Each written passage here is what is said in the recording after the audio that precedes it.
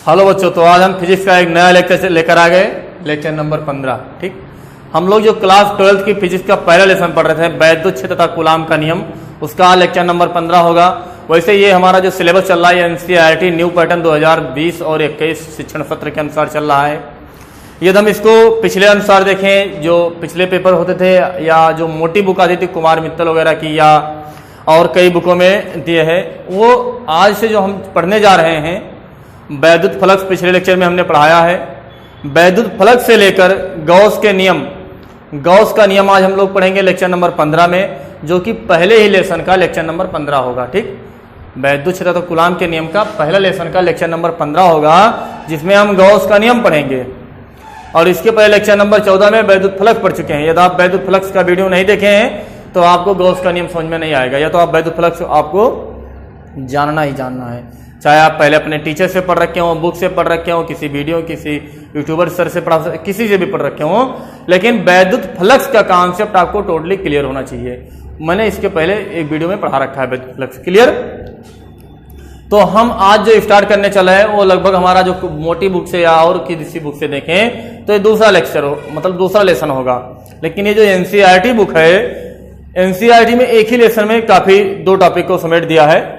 तो हम आज से स्टार्ट करेंगे गॉस के नियम। हम फिजिक्स में टॉपिक को ना देखकर, लेसन को ना देखकर हेडिंग पर ध्यान देंगे। एक भी हेडिंग मेरा छूटना नहीं चाहिए, ठीक है। जैसे एक भी बच्चा छूट गया, संकल्प हमारा टूट गया, ठीक है, छूटना नहीं चाहिए एक भी लोग। चलिए देखते हैं, शुरू करते हैं गॉस का नियम। तो गॉस का नियम समझने से पहले हम लोग वैद्युत फ्लक्स, एक बार मैं आपको हल्का सा इंट्रोडक्शन दे रहा हूं, कैसे पढ़ेंगे आप लोग वैद्युत फ्लक्स क्या होता है। जैसे किसी काल्पनिक पृष्ठ से, जैसे मान लीजिए कोई सतह हो और इससे निकलने वाली जो वैद्युत बल रेखाओं की संख्या की माप होती है, उसी को हम वैद्युत, जैसे मान लीजिए इसको हमने इलेक्ट्रिक फील्ड में रखा, ऐसे वैद्युत क्षेत्र नीचे से ऊपर की ओर था। अब कुछ वैद्युत बल रेखाएं इसके भीतर से प्रवेश कर जाएंगी, तो हम कहेंगे इस सतह से, इस पृष्ठ से जितनी बल रेखाएं निकल रही हैं वही इसका वैद्युत फ्लक्स है। ठीक, यदि इस पृष्ठ का क्षेत्रफल वेक्टर ये ले लें, क्षेत्रफल वेक्टर ये ले लें, और ये वैद्युत क्षेत्र के साथ थीटा कोण बना रहा हो, तो हम कहेंगे जो वैद्युत फ्लक्स का फाई का मान होगा, अच्छा छोटा सा क्षेत्रफल डेल्टा ये ले लें, डी ये ले लें, तो ई इंटू डी ए के बराबर होगा। तो ये छोटा सा फ्लक्स आएगा। यदि हम सोचें कि पूरा फ्लक्स निकालना हो, इससे टोटल फ्लक्स कितना आएगा, इस छोटे से एरिया डेल्टा ए के लिए फ्लक्स डी फाई, तो टोटल एरिया के लिए क्या होगा, हम कहेंगे इस छोटे से फाई को जोड़ दीजिए, मतलब इसका पूरे सतह का सरफेस इंटीग्रल कर दीजिए, ठीक है, पृष्ठीय समाकलन कर दीजिए। डी फाई का मान रखेंगे ई इंटू समाकलन ऑफ डी ए, ये हमारा फाई निकालने का फार्मूला होता है। ये छोटे छोटे पार्टों में तोड़ा जाए तो, और आप एक भी फार्मूला और होता है E A cos theta, E D A cos theta, ये हम पिछले लेक्चर में क्लियर कर चुके हैं, ठीक है। यदि आप नहीं पढ़े हैं तो आप YouTube पर जाइए, संजय मिश्रा मैथ टाइप कीजिए, लेक्चर नंबर फिजिक्स में लेक्चर नंबर 14 देखिए, उसमें आपको वैद्युत फ्लक्स का टोटल कॉन्सेप्ट, केवल वैद्युत फ्लक्स ही उस वीडियो में पढ़ाया गया और कुछ नहीं पढ़ाया गया है, ठीक, तो वो क्लियर हो जाएगा आपको। तो चलिए गॉस चच्चा का नियम स्टार्ट करते हैं। चच्चा एक साइंटिस्ट थे, नहीं चच्चा वगैरह बना लीजिए आप लोग। गॉस का नियम कहीं कहीं ऐसे लिखा है, कहीं कहीं डबल मात्रा भी लगा देते हैं, तो हम लोग बुक में ऐसे ही है गॉस का नियम। गॉस का नियम भी कहते हैं या परमीय कुछ भी कह सकते हैं, गॉस के परमीय थ्योरम, लॉ भी, गॉस लॉ। ये होता क्या है, गॉस ने बताया क्या, बड़ी कमाल की चीजें दी और बड़ी सटीक चीजें दी। क्या दी, उन्होंने कहा कि मान लीजिए यहां पर कोई आवेश रख दें और हम कह दें कि इस सतह से कुल कितनी बल रेखाएं निकल रही हैं, या यदि किसी बंद पृष्ठ के अंदर कोई आवेश रखा हुआ है तो इससे कुल कितना वैद्युत फ्लक्स निकलेगा। तो उन्होंने बताया कि ये घिरी हुई आकृति ले लीजिए, जो आवेश हो उसके चारों तरफ एक आकृति होगी, उससे जितनी फ्लक्स निकलेंगी, बल रेखाएं निकलेंगी, वो कुछ ऐसे होंगी, ऐसे निकलेंगी। हमने कहा ये बल रेखाएं, ये वैद्युत फ्लक्स कितना होना चाहिए, तो ना तो हमें इसका क्षेत्रफल पता है, सॉरी, ना तो हमें वैद्युत क्षेत्र पता है और ना ही इसका क्षेत्रफल दे रखा है। ये दो चीजें ना दी हो तब भी उन्होंने कहा वैद्युत फ्लक्स आप निकाल सकते हैं। कैसे निकाल सकते हैं?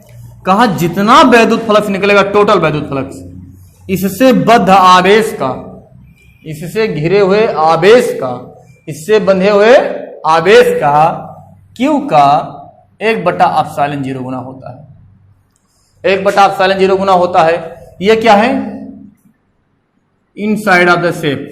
ये हमारा जो आकृति होगा, इसका शेप होगा, ये 3D में होगा। 3D का मतलब ये हुआ कि एक फुटबॉल है, फुटबॉल, वृत्त नहीं गोला, वृत्त नहीं गोला, फुटबॉल है, और उसके केंद्र पर ले जाकर आप एक आवेश रख दीजिए, तो उस केंद्र से तमाम बल रेखाएं चारों तरफ निकलेंगी, तो उसके जो पृष्ठ से घिरा हुआ गोल आवेश होगा वही हमारा टोटल आवेश होगा। क्लियर? तो गॉस ने यही बताया किसी बंद पृष्ठ से बद्ध, किसी बंद पृष्ठ से बद्ध वैद्युत फ्लक्स उससे बद्ध कुल आवेश का 1/ε0 गुना होता है, या किसी बंद पृष्ठ से निकलने वाला कुल वैद्युत फ्लक्स उससे बद्ध कुल आवेश का 1/ε0 गुना होता है। क्लियर? यही तो वैद्युत फ्लक्स निकालने का दो फार्मूला मिला। एक तो हमें पहले पता था कूलाम के नियम वगैरह से या मैथमेटिक्स लगाकर E × dA। एक क्या मालूम चला? कुल आवेश बटा ε0। क्लियर? ये हमारा गॉस का नियम था। तो हम लोग लिखना स्टार्ट करें, किसी बंद पृष्ठ से गुजरने वाला, चलिए नोट्स बनाना स्टार्ट कर दीजिए आप लोग।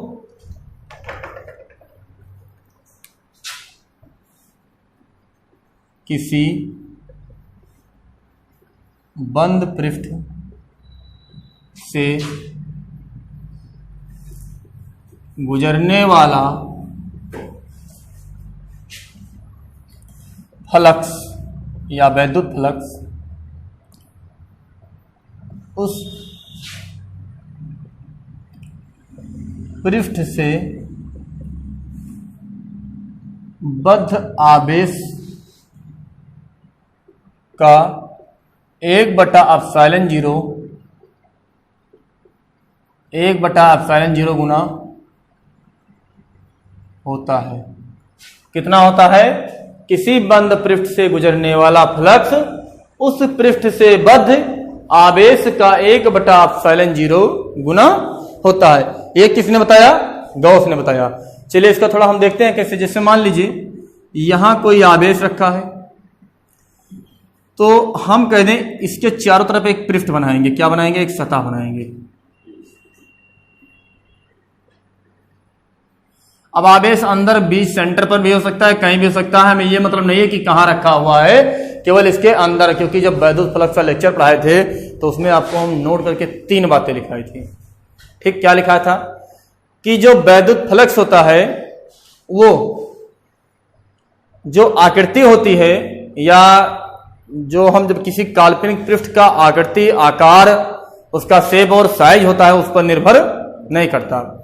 अंदर उसके आवेशों के वितरण पर निर्भर नहीं करता कि आवेश कहां पर है, यहां है कि यहां है कि यहां है, समान रूप से कि असमान। मान लो यहां पर 5 कूलाम रख दिया तो यहां पर 1 कूलाम रखा, तब भी कोई फर्क नहीं पड़ना है। तो वैद्युत फ्लक्स ना कर तो इसके डिजाइन पर, ना इसके आकृति पर, ना इसके आकार पर निर्भर करेगी, और ना आवेशों के वितरण पर निर्भर करेगी, लेकिन टोटल कितना आवेश है इस पर निर्भर करता है। क्लियर? तो गॉस ने बताया कि जब इससे जो वैद्युत फ्लक्स निकलेगा ऐसे, अरे भाई धन आवेश है ना, तो क्या निकलती हैं? वैद्युत बल रेखाएं निकलती है नहीं निकलती है? बोलो, निकलती है नहीं निकलती है? निकलती हैं। जब वैद्युत बल रेखाएं जो निकलेंगी, वो इससे जो वैद्युत बल रेखाएं निकलेंगी, उसका टोटल वैद्युत फ्लक्स जो होगा वो इनसे बद्ध कुल इन साइड आ, जो चार्ज होगा इन साइड बटा ε0 गुना होगा। और इसी को हम लोग पढ़े हैं E × dA। छोटे छोटे पार्ट के लिए निकाला जाए, ये हमारा वैद्युत फ्लक्स निकालने का फार्मूला होता है। क्लियर? बोले। तो गॉस ने बताया कि यदि किसी काल्पनिक पृष्ठ से निकलने वाला कुल वैद्युत फ्लक्स उससे बद्ध, उससे घिरी हुई आकृति का जो कुल आवेश होता है उसका 1/ε0 गुना होता है। ठीक, अब ये जो घिरी हुई काल्पनिक पृष्ठ हम लोग खींचते हैं किसी बंद पृष्ठ से, ये हमारा एज ए इमेजिनरी होता है, ठीक है, काल्पनिक होता है, इसीलिए हम इसको गॉसियन पृष्ठ भी कहते हैं। क्या कहते हैं? गॉसियन पृष्ठ कहते हैं। और ये क्या हमारा वैद्युत क्षेत्र है। अब अभी हम आपको कंडीशन कुछ पढ़ाएंगे, इनकी कुछ सीमाएं हैं, इनकी कुछ लिमिटेशन है, कुछ कंडीशन है कि ये कब निकलते हैं कब नहीं निकलते, मतलब कब अप्लाई होगा गॉस का नियम, कब अप्लाई नहीं होगा। वैसे आप लोग यही बता दें कि ये जो वैद्युत क्षेत्र है, वैद्युत बल रेखाएं हैं, ये गॉसियन पृष्ठ पर सदैव लंबवत होती हैं। कितने होती हैं? 90 अंश कोण बनाती हैं। और आपको हम वहाँ जब वैद्युत बल रेखाओं के गुण पढ़ा रहे थे तो उसमें हमने पढ़ाया इलेक्ट्रिक लाइन्स ऑफ फोर्सेज के प्रॉपर्टी पढ़ा रहे थे, तब बताते कि वैद्युत बल रेखाएं किसी चालक की सतह पर सदैव लंबवत होती हैं, बताए थे ना। तो ऐसे यहाँ भी जो इसका गॉसियन पृष्ठ होता है इसके सदैव लंबवत होती हैं। क्लियर? तो ये आपके गॉस का नियम था। अब ये गॉस का नियम तो था, अब इसका हम लोग निगमन करेंगे। डेरिवेशन इसका आता है, तो आपके यूपी बोर्ड लेवल में कभी कभी आ जाते हैं कि कूलाम के नियम की सहायता से गॉस के नियम की उत्पत्ति कीजिए। आप ये बात सिद्ध कीजिए कि जो गॉस ने बताया वो सही बताया। हम लोग इसका सिद्ध करेंगे, अभी बड़े प्यार से सिद्ध करेंगे कि हाँ जो गॉस ने बताया वो सही बताया। ठीक, तो इसको आप नोट कीजिए, उसके बाद हम लोग इसका डेरिवेशन लगेगा। नोट कीजिए फास्ट। चलिए देखिए, जो हमारा अगला हेडिंग होगा वो है गॉस के नियम की उपपत्ति, मतलब इसका हम लोग निगमन करेंगे, जिसको हम लोग कूलाम के नियम की सहायता से गॉस के नियम को सत्यापित कीजिए, सिद्ध कीजिए। ऐसा कुछ भी करके आपके बोर्ड परीक्षा में आएगा, आपको चाहे जो क्वेश्चन आएगा चाहे जो नहीं, मतलब इसी गॉस के नियम का डेरिवेशन के संबंध में कि कूलाम के नियम का प्रयोग करके गॉस के नियम को सत्यापित कीजिए, सिद्ध कीजिए, या गॉस के नियम को सिद्ध कीजिए, इसको क्लियर कीजिए, मतलब क्या होता है इसका उत्पत्ति कीजिए। ऐसा कुछ जब आ जाएगा तो आप लोग यही एक डेरिवेशन लगाएंगे, मतलब वहां पर कई बीमारियां हैं, यहाँ पर सिर्फ एक ही दवा है। ठीक है, 2-4 बीमारी बन सकती है, कोई भी क्वेश्चन कर सकता है, लेकिन जो हमारा मेन मकसद होगा वो गॉस के नियम का डेरिवेशन है। क्लियर? तो इसमें डेरिवेशन कैसे होगा देखिए, सबसे पहले एक प्लस क्यू आवेश है और कहा जा रहा है कि यदि इसके एक गॉसियन पृष्ठ बनाएंगे। क्या बनाएंगे? एक गॉसियन पृष्ठ बनाएंगे। ठीक, एक गॉसियन पृष्ठ बना। अब वो काल्पनिक है तो ऐसे ऐसे ऐसे ऐसे करके तो हम तो मिटा दिए, आप लोग बना लीजिएगा थोड़ा ध्यान से। ठीक, ये क्या बन गया? एक गॉसियन पृष्ठ बन गया। अब हमने ये कहा है, तो मान लीजिए यहां पर क्यू आवेश है। कितना आवेश है? क्यू। तो इससे मान लेते हैं गॉसियन पृष्ठ की जो त्रिज्या है वो कितनी है? कैपिटल आर है। ये हमारा गॉसियन पृष्ठ है।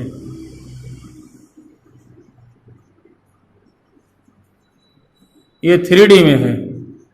3D में तो इसको हम क्या कह सकते हैं? गोला कह सकते हैं। क्या कहेंगे? गोला। त्रिवृत्त नहीं कहेंगे, गोला कहेंगे, नहीं तो वृत्त तो 2D में होता। अब हमने सोचा कि यदि हम यहां पर वैद्युत फ्लक्स निकाल लें इस छोटे से एरिया पर, तो ये छोटे से एरिया का क्षेत्रफल वेक्टर क्या होगा? बाहर की ओर होगा, डीए होगा या नहीं होगा? बोलो। अरे भाई, ये तो कोई फुटबॉल है, फुटबॉल का केंद्र है, तो इसका क्षेत्रफल वेक्टर छोटे से भाग का क्षेत्रफल वेक्टर कहाँ होगा? ऊपर की ओर तो होगा। ऐसे चाहे इधर इधर लाएंगे तो ऐसे ऊपर की ओर होगा, ऐसे ऊपर की ओर। अच्छा, इसके कारण जो वैद्युत क्षेत्र की तीव्रता होगी वो किधर होगी? वो भी तो बाहर की ओर होगी। ये हमारा इलेक्ट्रिक फील्ड, ये हमारी इलेक्ट्रिक फील्ड कितनी होगी? ई होगी। अब यहां पर दोनों के बीच का कोण कितना है? 0 अंश है। क्लियर? अब हम इधर से छोटे से पार्ट के लिए क्षेत्रफल से निकालेंगे, तो इसका भी क्षेत्रफल वेक्टर कहां होगा? आउटवर्ड होगा ना, बाहर की ओर होगा। अब इसके कारण वैद्युत क्षेत्र की तीव्रता भी निकालेंगे। पेना को बदल दें, ये करके ये वैद्युत क्षेत्र की तीव्रता, कोण कितना हुआ? 0 अंश। मान लेते हैं यहां पर निकाल लेते हैं इस क्षेत्रफल पर, तो क्षेत्रफल वेक्टर कहां होगा? छोटा छोटा क्यों ले रहे हैं? क्योंकि छोटा छोटा क्षेत्रफल ले रहे हैं, इसलिए छोटा छोटा हो रहा है। क्लियर? जो हमारी वैद्युत क्षेत्र की तीव्रता होगी वो कहां होगी? बाहर की ओर होगी। फिर दोनों के बीच का कोण कितना आया? 0 अंश। बोलो। और ये सदैव सतह पर क्या हो रही है? लंबवत है। क्या है? सतह पर लंबवत है। आपको हमने पहले बता दिया है कि वैद्युत क्षेत्र की तीव्रता जो होती है गॉसियन पृष्ठ पर सदैव लंबवत होती है, उसके क्षेत्रफल वेक्टर के साथ सदैव समान कोण बनाती है। जो यहां बनाएगी वही यहां बनाएगी, वही यहां बनाएगी। क्लियर? ठीक। तो इसका हम लोग निगमन करेंगे, ये हमारा गॉसियन पृष्ठ 3D में होगा, जिसको हम लोग गोला नाम देंगे। आप किसी भी आकार का वृत्ताकार, बेलनाकार हो सकता है, सिलेंड्रिकल हो सकता है, कुछ भी हो सकता है, आगे आपको पढ़ाया जाएगा। तो इसमें हम लोग पहले मानेंगे, डेरिवेशन के लिए आपको मानना बहुत जरूरी है। तो माना प्लस क्यू आवेश से कैपिटल आर, आवेश से कैपिटल आर दूरी पर एक गॉसियन पृष्ठ खींचा। ठीक, ये हमने क्या माना? एक गॉसियन पृष्ठ खींचा। आवेश बिंदु रूप में है। आवेश कैसे है? आवेश बिंदु रूप में है, इसलिए गॉसियन पृष्ठ कैसा होगा? गॉसियन पृष्ठ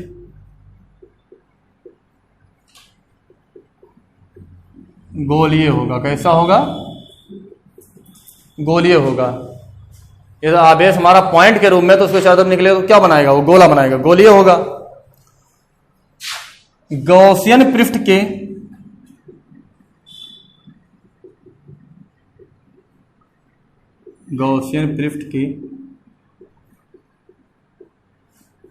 सूक्ष्म क्षेत्रफल डीए से निकलने वाला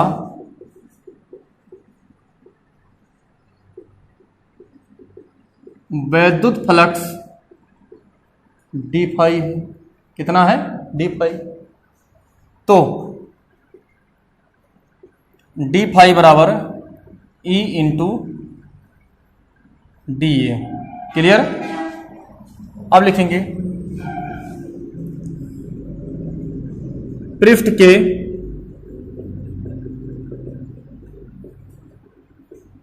प्रत्येक बिंदु पर डीए व ई के बीच कोण 0 अंश है। कितना है? 0 अंश है। ठीक है? कितना है? 0 अंश है। वह वैद्युत क्षेत्र की तीव्रता ई एक समान है। क्या है? एक समान। तो गॉसियन पृष्ठ से निकलने वाला कुल फ्लक्स फाई क्या हो जाएगा? छोटे छोटे डी फाई को जोड़ दीजिए, ये तो होगा। अब छोटे छोटे फाई को जोड़ेंगे तो E इंटू डी ए इंटू काफ थीटा। काफ थीटा का मान 0 अंश, यहां समाकलन लगा देंगे। फाई बराबर E इंटू ये इंटू इसका मान 1 हो जाएगा। अब इधर देखिए, थोड़ा गौर से देखिएगा। जो वैद्युत क्षेत्र की तीव्रता होगी इस पॉइंट पर, इधर देखिए ये दूरी कितनी है? R है। ये प्लस क्यू आवेश यहां से यहां तक की तीव्रता की जो दूरी होगी तो कितना होगा? 1/4 pi epsilon naught Q upon R square. 1/4 pi epsilon naught Q upon R square. अब देखिए ये जो हमारा गोला होगा, गोले का क्षेत्रफल कितना होता है? चलिए बताइए, गोले का क्षेत्रफल कितना होता है? अब सुनिए, गोले में केवल 2 चीज होती हैं। पहले भाई सुन लीजिए तो नोट कीजिए। हेलो, 2 चीजें होती हैं, एक तो आयतन होता है और दूसरा क्षेत्रफल। अब चाहे उसका क्षेत्रफल कहें, संपूर्ण पृष्ठ कहें, वक्र पृष्ठ कहें, परिमाप कहें, परिधि कहें, सब का सब एक ही होता है, 4 पाई आर स्क्वायर। क्लियर? क्या होता है? 4। केवल आयतन अलग होता है। आयतन मतलब उसमें क्या भरा जा सके, कुछ कितना अंदर स्पेस है, वो 4/3 पाई आर क्यूब होता है। लेकिन जो उसका परिध, परिमाप, वक्र पृष्ठ, संपूर्ण पृष्ठ, क्षेत्रफल, जो भी नाम देंगे, सब कितना होगा? 4 पाई आर स्क्वायर। तो यहाँ ये का मान क्या हो जाएगा 4 पाई आर स्क्वायर, आर स्क्वायर से आर स्क्वायर मर गया, 4 पाई से 4 मर गया, तो फाई का मान कितना आया Q upon epsilon naught, Q upon epsilon not. और यही क्या है गॉस का प्रमेय है, बोलो गॉस का प्रमेय है। और यही तो हमने कहा था कि हमें क्या सिद्ध करना है कि देखिए गॉस का नियम सत्य है या असत्य, सही है नहीं सही है। उन्हें सही बताया कि किसी आवेश के चारों तरफ एक गॉसियन पृष्ठ बनाइए, उस गॉसियन पृष्ठ से जितना वैद्युत फ्लक्स निकलेगा वो उससे बंधे हुए उससे घिरे हुए कुल आवेश का 1/ε0 गुना होता है। क्लियर? और यही हमारा नियम बनाया। ठीक, अब इसमें हम लोग कुछ कंडीशन समझेंगे। क्या कंडीशन समझेंगे? जो वैद्युत फ्लक्स का मान होता है वो गॉसियन पृष्ठ के आकृति आकार पर निर्भर नहीं करता है। ठीक, तो एक नोट करके लिखेंगे इसी में, यहीं पर फ्लक्स, वैसे पिछले वीडियो में इसको लिखा रखा है लेकिन यहां भी लिखा दे रहे हैं, फ्लक्स पृष्ठ के आकृति आकार व उनके बीच वितरित आवेश पर निर्भर नहीं करता। तो करता किस पर है? किस पर निर्भर करता है? ये हमारा जो सिस्टम है इसके अंदर आवेश कितना है, कितना आवेश रखा है, आवेश की प्रकृति कैसी है, प्लस है या माइनस है, उसके बाद ये किस माध्यम में रखा है, शीलता पर निर्भर करता है। क्लियर? तो इतना आप नोट कीजिए। उसके बाद हम लोग इसकी कुछ कंडीशन लिखते हैं। गॉस का नियम हमारी किन कंडीशन पर फॉलो होगा? हर जगह गॉस का नियम हम नहीं फॉलो कर सकते, सही तो होता है लेकिन हर जगह इसको लगाते नहीं हैं, कुछ कंडीशन होंगी तभी गॉस का नियम अप्लाई होगा वरना नहीं होगा। ठीक, तो नोट कीजिए इसको, नोट कीजिए, कमान फास्ट। चलिए मित्रों, अगला पॉइंट, गॉस के नियम की कुछ कंडीशन है, कुछ लिमिटेशन है, कुछ सीमाएं हैं। तो हम लोग ठहरे यूपी बोर्ड वाले, हिंदी मीडियम, तो गॉस के नियम की सीमाएं, सीमाएं ले लिया है, सीमाएं, कुछ कंडीशन इनकी है। क्या कंडीशन होगी? जब ये लगभग 4 कंडीशन फॉलो करेंगे तभी गॉस का नियम अप्लाई। गॉस का नियम लगाते क्यों है, पढ़ते क्यों है? सबसे पहला पॉइंट, इनका नियम फर्जी में हम लोग क्यों पढ़ रहे हैं? तो किसी बिंदु पर हमें वैद्युत क्षेत्र की तीव्रता निकालनी हो, हम गॉस का नियम पढ़ रहे हैं इसीलिए। ठीक है, बहुत आसानी से आप लोग कल परसों के लेक्चर में देखेंगे, लेक्चर नंबर 16 और 17 में बहुत गजब गजब के लेक्चर आपको देंगे कि आप तुरंत ही पा जाएंगे। जैसे मान लीजिए ये कोई तार है, इस पर आवेश वितरित हो गया, यहां निकालना है, कुछ नहीं, इंटीग्रेशन समाकलन छोड़ो, गॉस का नियम लगाओ, तुरंत निकालो। तो गॉस का नियम जो हम पढ़ रहे हैं वो केवल वैद्युत क्षेत्र की तीव्रता निकालने के लिए पढ़ रहे हैं। ठीक है, किसके लिए आप क्या क्या निकाल सकते हैं? भी क्या चुंबकीय क्षेत्र की तीव्रता निकाल सकते हैं? इसको भी मैं आगे बताऊंगा। क्या इसको गुरुत्वीय क्षेत्र की तीव्रता या गुरुत्वीय क्षेत्र में अप्लाई कर सकते हैं? इसको बताएंगे, अभी नोट लिखवा रहे हैं। तो इनके कुछ कंडीशन है, कुछ सीमाएं हैं। पहला कंडीशन यह है कि गॉसियन पृष्ठ की आकृति कामा आवेशित स्रोत के सम्मित होनी चाहिए। गॉसियन पृष्ठ की आकृति आवेशित स्रोत के सममित होनी चाहिए। इसको समझ लीजिए, बड़ी अच्छी पॉइंट है भैया, गजब का पॉइंट है। देखने में तो बड़ा खतरनाक लग रहा है रेड कलर का, लेकिन देखो रेड कलर का। चलिए, हेलो, इधर सम्मित मतलब ये हुआ कि यदि कोई बिंदु आवेश है तो उसके जो चारों तरफ गॉसियन पृष्ठ बनेगा वो गोला हो, क्योंकि जब पॉइंट कभी एक बिंदु बढ़ता है तो क्या बनाता है? गोला बढ़ता है। तो उसी के सममित हो, उसी के सम्मित हो। दूसरी बात, यदि मान लीजिए आवेश पॉइंट में ना हो, ऐसे किसी रेखा में वितरित हो, तो ये कैसे बन गया, रेखीय बन गया ना। तो जो गॉसियन पृष्ठ बने वो कुछ इस तरह से बने, मतलब वो भी इसी के आकार का हो, बिल्कुल रेखीय हो या सिलेंड्रिकल हो, बेलनीय हो, क्या हो, बेलनीय हो। तो यही बताया गया कि जो गॉसियन पृष्ठ है उसकी जो साइज होती है, आकृति होती है, डिजाइन होती है, वो पॉइंट आवेश के सममित इसके सिमेट्री होनी चाहिए, जैसे ये हो वैसे ये हो। क्लियर, ये पहला कंडीशन फॉलो होगा तभी हमारा गॉस का नियम अप्लाई होगा, वरना नहीं होगा। ठीक, अगला कंडीशन ये है कि जो वैद्युत क्षेत्र होता है वेक्टर ई, ये गॉसियन पृष्ठ के पृष्ठ पर लंबवत हो, लंबवत हुआ पृष्ठ के प्रत्येक बिंदु पर, पृष्ठ के प्रत्येक बिंदु पर नियत हो, क्या हो, नियत हो। इसका मतलब क्या हुआ, इधर देखिए, हेलो, जिससे मान लीजिए ये वैद्युत क्षेत्र है, ये गॉसियन पृष्ठ बना दिया हमने, और का इससे जो वैद्युत क्षेत्र निकलेगा वो प्रत्येक जगह समान हो, मतलब जितना वैद्युत क्षेत्र यहां हो उतना यहां हो, उतना यहां हो, हर जगह जो हमारी इलेक्ट्रिक फील्ड है, वैद्युत क्षेत्र की तीव्रता है, वो क्या हो, नियत हो। ऐसा नहीं कि यहाँ ई तो यहाँ 2E, यहाँ आधा ई, ऐसा नहीं होगा। क्लियर। और दूसरी बात ये चीज सतह पर सदैव क्या हो, लंबवत हो। तो सतह पर हमारा लंबवत होगा। यदि सतह पर लंबवत नहीं है तो हमारा गॉसियन पृष्ठ के थ्रू या उससे निकलने वाला वैद्युत फ्लक्स हमारा काउंट नहीं होगा। क्यों नहीं होगा, डेरिवेशन में आपको ये भी बता दूंगा। ठीक है। अगला जो हमारा कंडीशन है, जिससे मान लीजिए हमें यहां पर कोई प्लस क्यू आवेश है और कहते हैं इसके कारण निकालिए, यहां पर पी बिंदु पर निकालना है, तो जिस बिंदु पर निकालें उससे गॉसियन पृष्ठ होकर जाना चाहिए, उससे जिस पर निकालना हो सदैव उसी से होकर जाना चाहिए। तो हमारा जो अगला कंडीशन आएगा ये आएगा कि गॉसियन पृष्ठ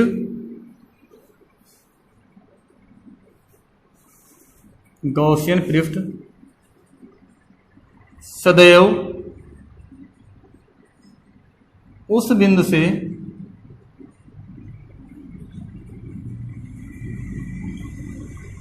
होकर जाना चाहिए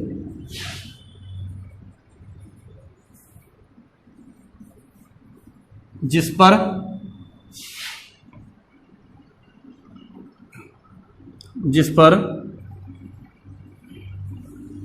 वैद्युत क्षेत्र की तीव्रता ज्ञात करनी हो। ठीक, ये क्या होगा, जिस पर वैद्युत क्षेत्र की तीव्रता ज्ञात करनी हो उससे गॉसियन पृष्ठ होकर जाना चाहिए। अगला पॉइंट ये है,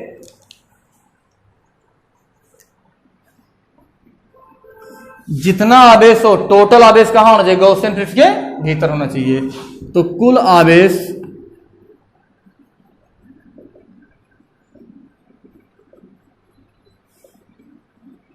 गॉसियन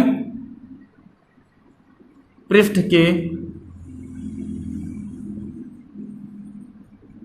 भीतर होना चाहिए। कहां होना चाहिए, भीतर होना चाहिए। ठीक, ये हमारी 4 कंडीशन थी, 4 लिमिटेशन थी इसकी।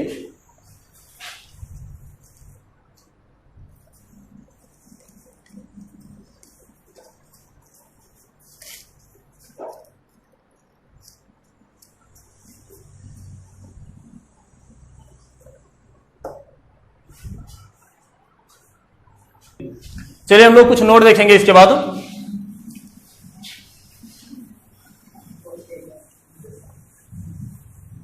इसमें कुछ नोट लिख लेंगे।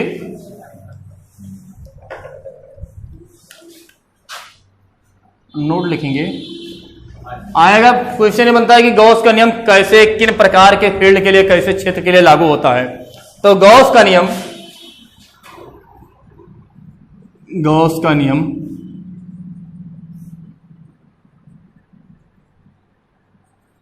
उन्हीं क्षेत्रों के लिए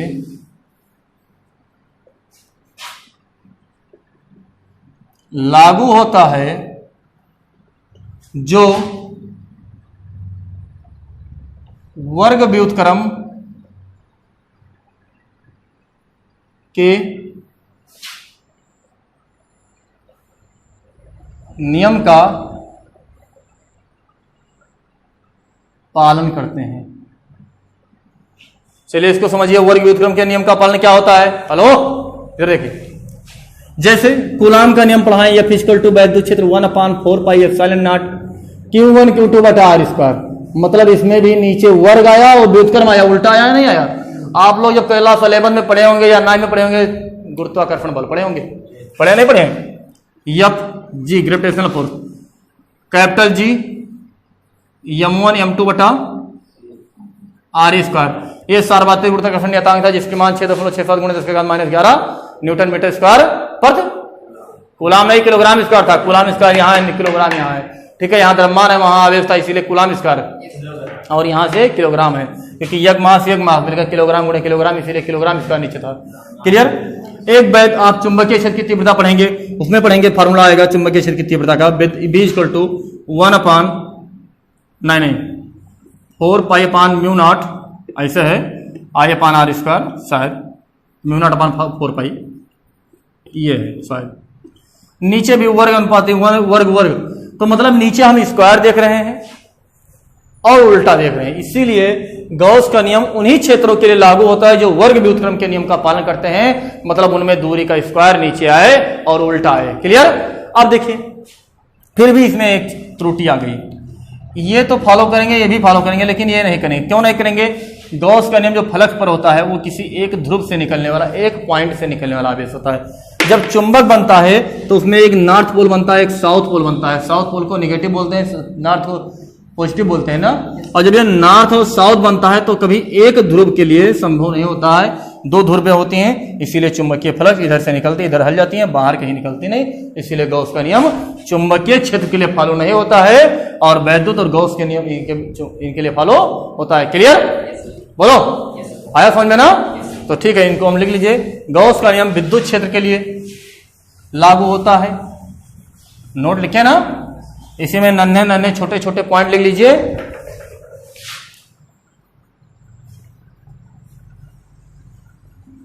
गॉस का नियम विद्युत क्षेत्र के लिए लागू होता है। गॉस का नियम गुरुत्वीय क्षेत्र के लिए भी, गुरुत्वीय क्षेत्र के लिए भी लागू होता है। क्लियर। लेकिन चुंबकीय क्षेत्र लिख देंगे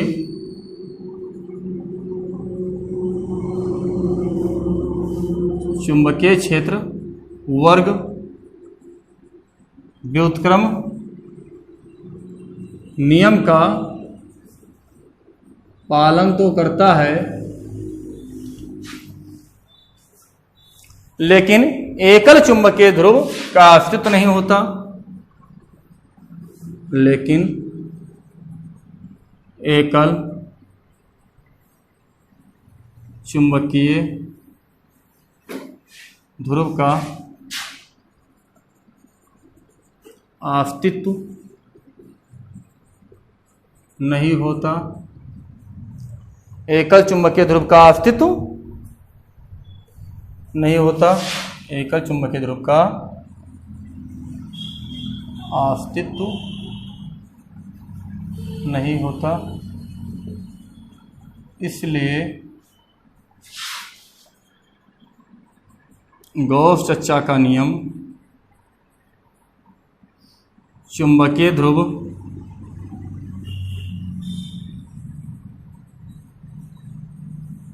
के लिए लागू नहीं होता। क्लियर। चलिए मित्रों, ये तो था आपका पॉइंट।